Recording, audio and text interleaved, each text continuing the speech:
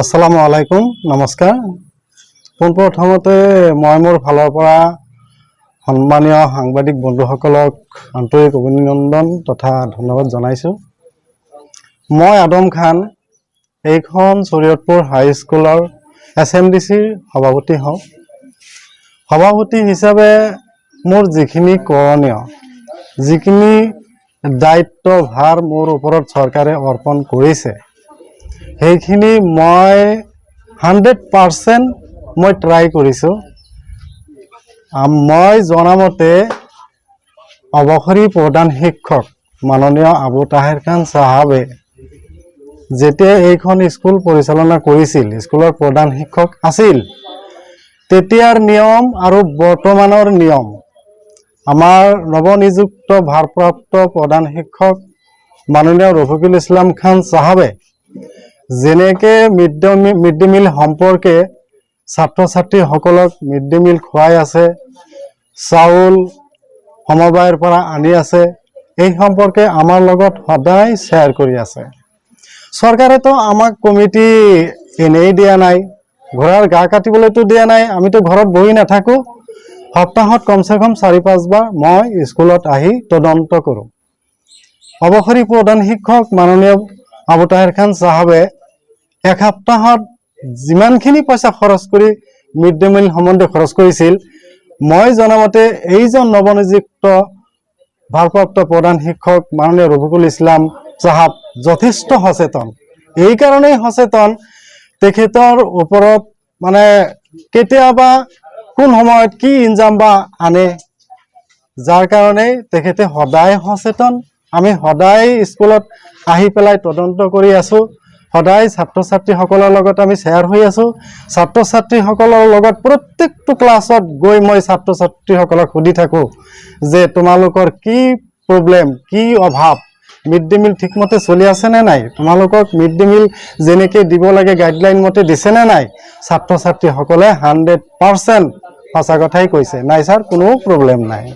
যিটো বছৰকীয়া annual grant সেইটো পইচা মাৰি কাটি খাইছি বুলি কৈছে, এইটো মই জনামতে আমাৰ এছএমডিচিৰ আৰু কমিটিৰ মানুহ আছে, তেখেতসকলেও জানে। এই কথাখিনি আৰু একেবাৰে 100% ভিত্তিহীন মিছা ইনজাম এইবোৰ কৈ কি লাভ, যিহেতু এতিয়া আমাৰ মাননীয় প্ৰধান শিক্ষক মহোদয়ে যিখিনি কৈ গৈছে আপোনালোকেতো নিশ্চয় পাইছে। তাৰ পিছত এটা কথা স্পষ্ট, আমাৰ অৱসৰী প্ৰধান শিক্ষক মাননীয় আবু তাহেৰ খান সাহাবে যেতিয়া স্কুলখনত কাৰ্যভাৰত আছিল, দায়িত্বত আছিল, তেখেতে আমাৰ লগত শ্বেয়াৰ হৈছিল। আমি সৰু ভাইটি, মই তেখেতৰ মানে তেখেতে মোৰ বিন্দুও হয়।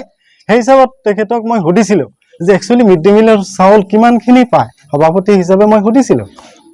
তেখেতে মোক কৈছিল 8 কুইণ্টেলৰ ওপৰত কিবা কিবি পায়। মই বিশ্বাস কৰিছিলোঁ। যেতিয়া নৱনিযুক্ত প্ৰধান শিক্ষক মাননীয় ৰফিকুল ইছলাম খান সাহাব প্ৰধান শিক্ষকৰ দায়িত্ব পালে, তেতিয়া আমি সমবায়ত গ'লোঁ। সমবায়ত মই অকলেই যোৱা নাই, আমাৰ এছএমডিচিৰ আৰু অন্যান্য সদস্যসকলেও আছিল লগত। আমাৰ সন্মানীয় আব্দুল আহমেদ সাহাবো আছিল। তেতিয়া সমবায়ৰ ছেক্ৰেটাৰী সাহাবক মই সকলো কথা ভাঙি পাতি ক'লোঁ। কোৱাৰ পিছত তেখেতে চব ৰেকৰ্ড আমালোকক দেখুৱালে।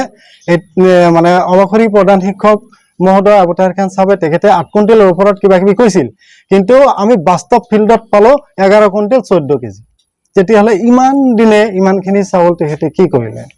গতিকে মই ভাবোঁ যে তেখেতৰ ওপৰত যিখিনি ইনজাম আনিছে এইটো 100% মিছা ইনজাম। এইবোৰ একচুৱেলি মই জনামতে কৰাটো ঠিক হোৱা নাই। আমাৰ অৱসৰী প্ৰধান শিক্ষক মাননীয় আবু তাহেৰ খান সাহাব তেখেতে তাহেৰ খান সাহাবে অৱসৰ ল'ব। সেই হিচাপত মই তেখেতক ক'লোঁ যে আপোনাৰতো সময় নাই, গতিকে আপুনি আপোনাৰ অন্তিম হিচাপখিনি দি দিয়ক, ৰাইজৰ আগত পাব্লিক মিটিংটো কৰক। পাব্লিক মিটিং নকৰি পেলাই অনানুষ্ঠানিকভাৱে বিদায় লৈ গুচি যায়। কোনো ধৰণৰ হিচাপ নিকাচ তেখেতে দিয়া নাই, কিন্তু এতিয়া তেখেতে দেখুৱাই আছে যে তেখেতে মিড ডে মিল সম্পৰ্কে খতিয়ান দেখুৱাইছে। যদি তেখেতক সেই পইচাখিনি দিব লাগে, যদি আমি এছএমডিচি আছোঁ, আমাৰ এছএমডিচিৰ লগত শ্বেয়াৰ নহয় নৱনিযুক্ত প্ৰধান শিক্ষক মাননীয় ৰফিকুল ইছলাম সাহাবৰ লগত অকলে শ্বেয়াৰ হ'লে তেখেতে অকলে পইচাখিনি কেনেকৈ দিব তেখেতক ইমানেই প্ৰেছাৰ দিছে মই মানে ক'বলগীয়া মোৰ ভাষা নাই তেখেতে মোৰ লগত শ্বেয়াৰ হৈছে গতিকে মই ভাবো যে এইখিনি তেখেতৰ লগত নকৰি যেহেতু আমাৰ SMDC আছে আমাৰ SMDCৰ লগত তেখেতে শ্বেয়াৰ কৰিবলৈ সাহস নাপায় কিয় তেখেতে যদি পাবলগীয়া আছে অৰিজিনেলি আমি দি দিম সেই বুলি নন ফৰ্মেলি ক'ব তেনেকেতো আমি দিব নোৱাৰো নহয় যেহেতু এইখন অনুষ্ঠান ৰাইজৰ অনুষ্ঠান ৰাইজ থাকিব ৰাইজৰ লগত আমি মেল পাতিম পাব্লিক মিটিং হ'ব যদি অৰিজিনেলি তেখেতে মিড ডে মিলৰ খতিয়ান দেখুৱাইছে পইচাখিনি পায় আমি দিবলৈ বাধ্য বিভাগীয় কৰ্তৃপক্ষক এই সম্পৰ্কে আমি আগতেও জনাইছিলোঁ এতিয়া আমাৰ এটা কথা স্পষ্ট আমি ঊৰ্ধ্বতম কৰ্তৃপক্ষক জনাম ঊৰ্ধ্বতম কৰ্তৃপক্ষই তদন্ত কৰিব তদন্ত কৰি আমি যাতে ন্যায় পাওঁ এই সম্পৰ্কে মোৰ ক'বলগীয়া এইখিনিয়ে মোৰ নাম আদম খান সভাপতি SMDC মোৰ সাংবাদিক বন্ধুসকলক ধন্যবাদ জ্ঞাপন কৰিছোঁ মই ৰফিকুল ইছলাম খান শৰীয়তপুৰ হাইস্কুলৰ ভাৰপ্ৰাপ্ত প্ৰধান শিক্ষক হওঁ আৰু মোৰ নামত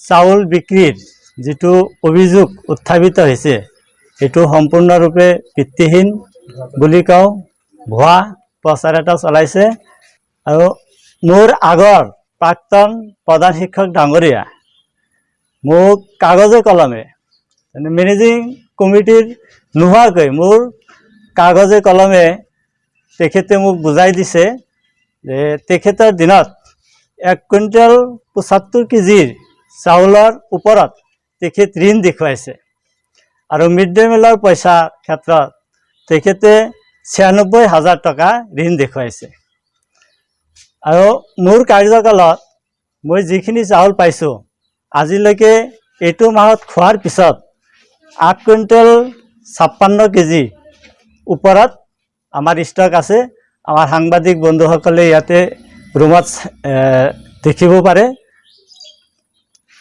আৰু এটা মোৰ নামত অভিযোগ আনিছে এনুৱেল গ্ৰাণ্ট মোৰ প্ৰেচিডেণ্টৰ সৈতে মই কিবা তাৰমানে আত্মসাৎ কৰা বুলি এটা অভিযোগ আনিছে বা উত্থাপিত কৰিছে আমাৰ প্ৰেচিডেণ্ট সাহেবে ইয়াতে আছে তেখেতে স্পষ্টীকৰণ দিব সেইখিনি পইচাৰে মই শুদ্ধভাৱে ইউটিলাইজ কৰিছোঁ না নাই তেখেতে পৰ্যবেক্ষণ কৰি আছে বা চাই আছে নিজে আৰু এই অভিযোগ আমাৰ ষ্টাফৰে বিশেষকৈ তবিউল হুছেইন খান তেখেত আৰবী শিক্ষক হয় আৰু তেখেতে তাৰমানে সাংবাদিকসকলক মাতি আনি মোৰ নামত এনেকুৱা মিথ্যা অপপ্ৰচাৰ এটা চলাইছে আপোনাৰ আগৰ প্ৰধান শিক্ষক নাম কৈছে আবু তাহেৰ খান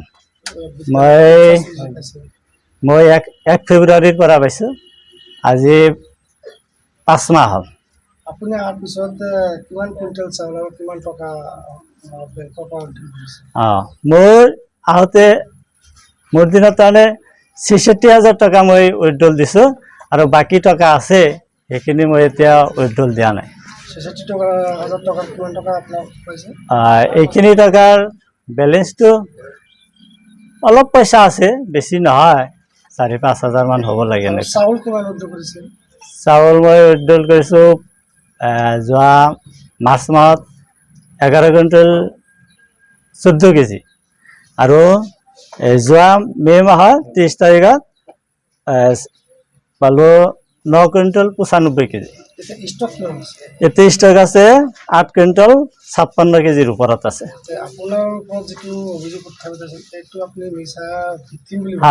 একে কমপ্লিট মিছা ইয়াত আৰু কোনো ভুলেই নাই যোৱাকালি শৰীয়তপুৰ উচ্চ মাধ্যমিক বিদ্যালয়ৰ প্ৰধান শিক্ষকৰ ওপৰত যি অভিযোগ উত্থাপন কৰিছে কেলেংকাৰীৰ কথা কৈছে এই কমপ্লিট ভুৱা ভিত্তিহীন মই আচৰিত মানিছোঁ মই SMDCৰ সদস্য হওঁ কাৰণ আমাৰ এইখন বিদ্যালয়ৰ ভাৰপ্ৰাপ্ত প্ৰধান শিক্ষক মোহাম্মদ ৰফিকুল ইছলাম খান সাহেবে মাত্ৰ 5 মাহৰ এই 5 মাহত তেখেতৰ দুৰ্নীতিৰ অভিযোগ উত্থাপন কৰা সঁচাকৈ নিন্দনীয় আৰু গৰিহণাৰ যোগ্য এইটো মিছা ভিত্তিহীন লগতে মই ক'বলৈ বাধ্য হৈছোঁ যে প্ৰাক্তন প্ৰধান শিক্ষক আবু তাহেৰ খান চাহাবে এনেকুৱা প্ৰি প্লেন কৰাৰ উদ্দেশ্য হ'ল যে আমি বিগত দিনত তেখেতৰ কাৰ্যকালত আমি এই স্কুলৰ হিচাপ নিকাচ পোৱা নাই, বহুত আখৰ হৈ গৈছে। আমি হিচাপ নিকাচৰ কাৰণে বহুত তেখেতৰ লগত আমি যোগাযোগ কৰিছোঁ। আমি জনামতে আমাৰ প্ৰেচিডেণ্টে জনামতে কোৱা মতে সাধাৰণ সভা দিয়াৰ কথা ক'লেই ভয় ভাবুকি দেখুৱায়। গতিকে যোৱাকালি যিটো স্কুলত যিটো সাংবাদিক আনি তবিল হুছেইন খান চাহাবে যিটো নিউজ কৰিছে এইটো ষড়যন্ত্ৰমূলক কৰিছে। গতিকে আমাৰ এইখন বিদ্যালয়ত কোনো ধৰণৰ কেলেংকাৰী হোৱা নাই, অহা দিনতো নহ'ব বুলি মই স্পষ্টভাৱে ক'ব পাৰোঁ। গতিকে আমি বিভাগীয় কৰ্তৃপক্ষক আমাৰ এই অভিযোগবিলাক আমি লিখিত আকাৰে তদন্ত কৰাৰ কাৰণে আৰু ন্যায় বিচাৰ পোৱাৰ কাৰণে আমি বিভাগীয় কৰ্তৃপক্ষক আমি জনাম বুলি মই আজি ক'বলৈ বাধ্য হৈছোঁ। আমাৰ এইখন বিদ্যালয় আমি 1995 চনৰ পৰা এইখন বিদ্যালয়ত আছোঁ আৰু আমাৰ এইখন বিদ্যালয়ৰ প্ৰথমতে মোহাম্মদ আবু তাহেৰ খান ছাৰ মাননীয় ব্যক্তি আৰু সি যি কেইবছৰ আছিল বহু বছৰ থাকি গ'ল মোৰ লগতে। মই কাৰ্যালয়ৰ সহায়ক হিচাপে কাম কৰি আছোঁ, কিন্তু কোনোদিনেই আমাৰ প্ৰধান শিক্ষকৰ নামত কোনো ইনজাম নাহিল। সি যি খুৱাইছে 1 কেজি চাউল খুৱাই বহুত কিবা কিবি কৰি দিছে, তথাপি তাৰ নামত কোনো ইনজাম নাহিল। আৰু ইয়াতে যি সৰবৰাহ হৈ আছে, আমাৰ আবু তাহেৰ খান চাহাবে 4-5জন টাউনৰে ভায়েক আছিল, তেতিয়া একো কোৱা নাছিল।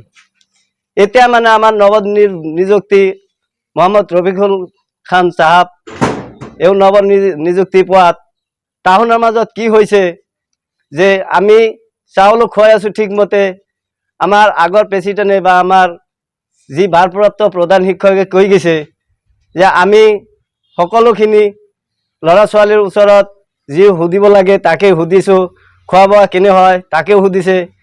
মই ক'বলগীয়া একো নাই, এইটোৱেই যে মই কাৰ্যালয়ৰ